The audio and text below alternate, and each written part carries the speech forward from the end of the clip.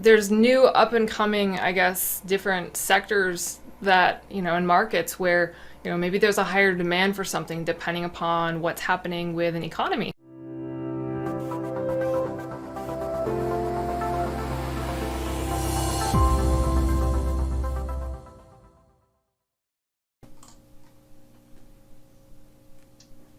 In order to build our wealth and tap even more into the abundance in the world, there is a great vehicle called investing. And to win the game, to bring in more money into our life, to win that game, we need to be in the game. And in order to shed some light on how can we do this and where can we start, I brought with me again my dear friend Marcy Labelle. Welcome, Marcy. Awesome. Glad to be back. Thanks, Joachim. Great to see you. And we just did an event. We shared a stage together, the virtual stage. It was a lot of fun, especially when you get to engage and serve the audience. Absolutely. That was really fantastic, and I thoroughly enjoyed myself. I had a lot of fun too. Awesome.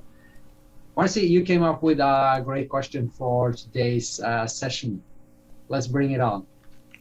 Awesome. So, I had a question come up that I was thinking about in regards to investing. And where can you go to find investment opportunities? And what do you do if you're looking to expand your portfolio and expand your knowledge maybe to an area that you're not really as familiar in? What would you suggest on that? Great question. And to answer this, I would like to bring up some principles of one of the greatest investors on this planet, that is Peter Lynch, and he's sharing a lot of insights in his content. And he has written a book called One Up on Wall Street. That is one book. And he talks about, okay, in order to find investment opportunities, because as I mentioned initially, in order to win the game, we have to be in the game.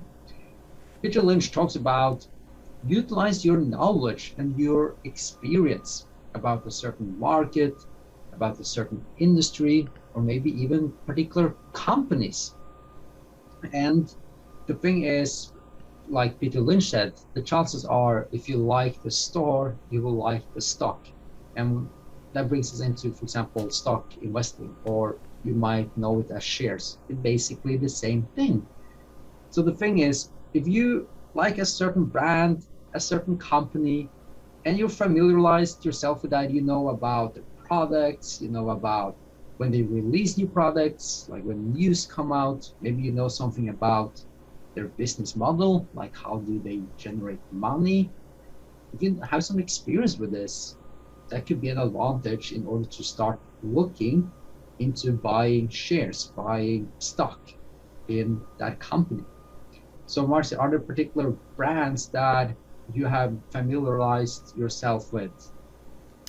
Yes. So, like with technology, I had worked in technology previously, and so I'm familiar with several different brands, companies. Let's say Apple, actually, for example. I have a MacBook Pro here in front of me that I'm currently using. And I really liked the ease and simplicity of their products in the past, and also that they're, well, different and have a different feel to them. So I know with Apple, like they have certain products that come out at certain times of the year, or like they'll release a new iPhone around a certain, quarter and such. So I feel like they have a really solid track record, as well as, a predictable or semi-predictable, we should say, product release dates. So with something like that, where like I'm familiar with the company, I'm familiar with their products, and it's something that I also use. I guess you could say I'm a fan. That's something that I have a knowledge in area that I enjoy. And it's great to hear when you say, okay, you might hear that I'm a fan, that you support the company that you could consider investing in as well. It might not be a good idea, like if you go to invest in something that we go and buy competitors' stuff or do nothing to support the company. But that's one Mm. aspect. And you mentioned a lot of great things when it comes to utilizing your experience. Okay, you know the product, user friendliness, it's convenient. You said they have reliable launches.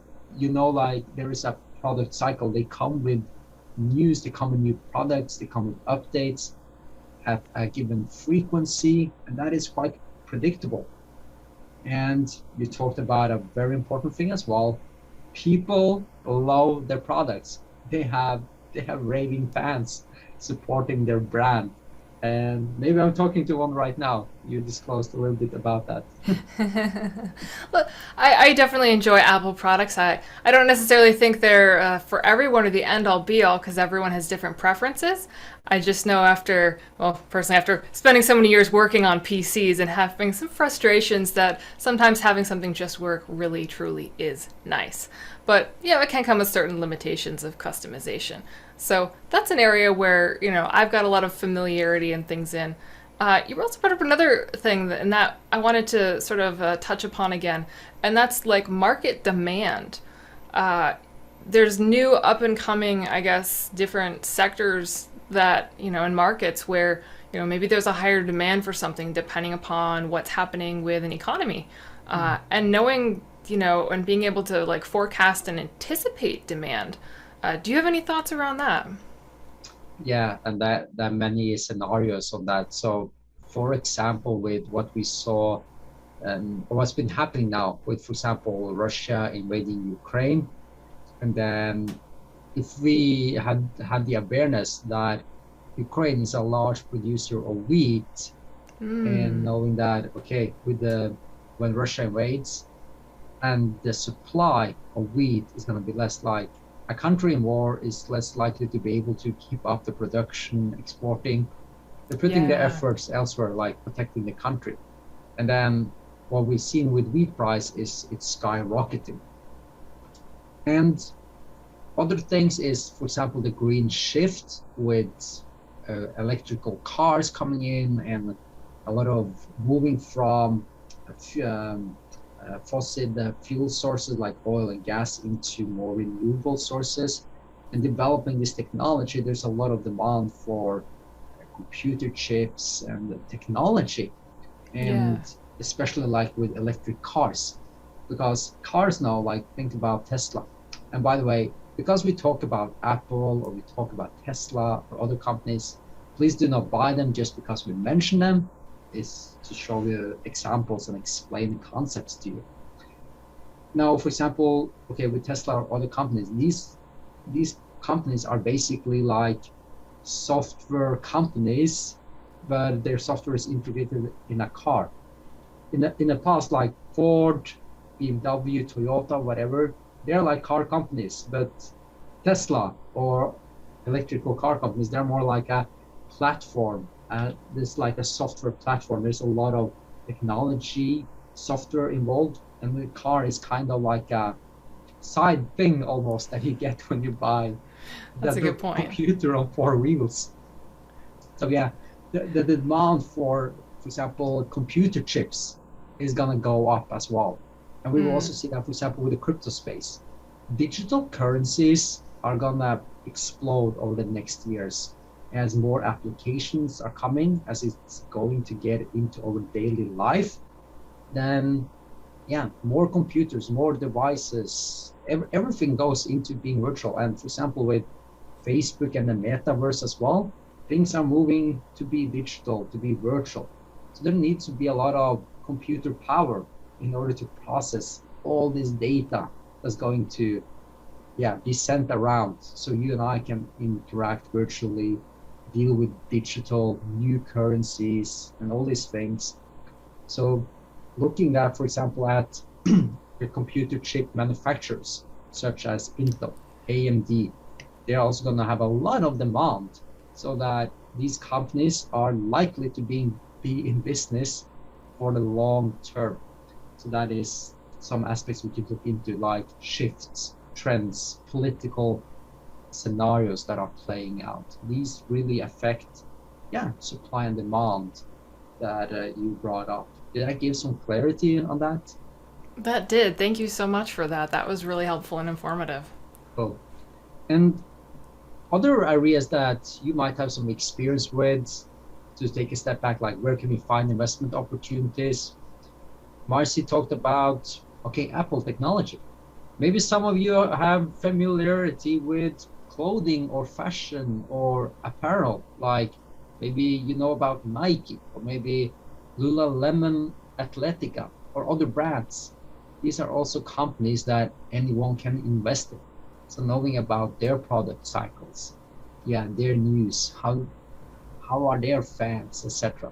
Like, do they have great marketing with celebrities using their Mm. products, etc. These are also knowledge that can be utilized to know that the company might be a great idea to invest in. Now, with this knowledge in hand, I would also look into some other aspects of the company, not just knowing that they have raving fans and published products, but also looking into, are they likely to grow? What has been their past performance in terms of generating profits? Because the company needs to be profitable as well, so that people have a positive outlook on this particular company. That is going to increase the likelihood that the stock price is going to go up and sustain that price level. Yes, all times they're going to be ups and downs. History has shown us that prices go up of the stock market, of investment opportunities. They go up and they go down. And when they drop, that's an opportunity, at least I perceive it as an opportunity to get in at the sale. And then it's a matter of time. If we've done our research, when we invest in solid investments, it's a matter of time before that price is going to go back up, as we know that there's an expectation for that company to have a bright outlook, to have a bright future. So to wrap this up, Marcy, if you want to add anything, please do. And we talked about, yeah, utilizing our knowledge to our advantage of brands and also trends that could create opportunities, because the demand for certain things are going to shift. Would you like to add any final words or any already Sure. question? So something I actually thought of something funny when you were talking about the stock market. You know, it goes down, but it must come up. And so I was actually the stock market one year for Halloween. I believe it was right after in the 2008 crash. For a lot of things had come up in September, and I thought it would be funny for as a scary Halloween costume to actually have like a little poster board on the front of me and poster board on the back with the little like stock ticker symbols, and then I had little strings of money attached to me because I was losing value. It was really a hilarious joke. People thought it was funny, but it's just entertaining to look back and go, yeah, you know, it was really scary then when it was going down and going down, but it came back up and it came back even better and stronger than before. So it's just noting those trends and those patterns and waves. So I thought you might get a chuckle out of that. That sounds like a lot of fun. And yeah, it's great that you're an advocate for people to invest as well, because it's the only way to keep up with what's going on in the moment. With prices are increasing, it's known as inflation. Everything is getting more expensive. The only way to keep up with that is that our focus needs to shift from how do I bring in more money, how do I get in assets into my life, things that grow in value by themselves, investments grow in value. So that's great, Marcy. Absolutely. Thanks for coming back on here, Marcy, and joining me for Financial Success Secrets. It was Thank great you. seeing you again. Always a And pleasure. cool. Stay happy, stay safe. And we gotta do our catching move. Oh, So you yes. Awesome. got Ka-ching. awesome. Take care. Have a good one.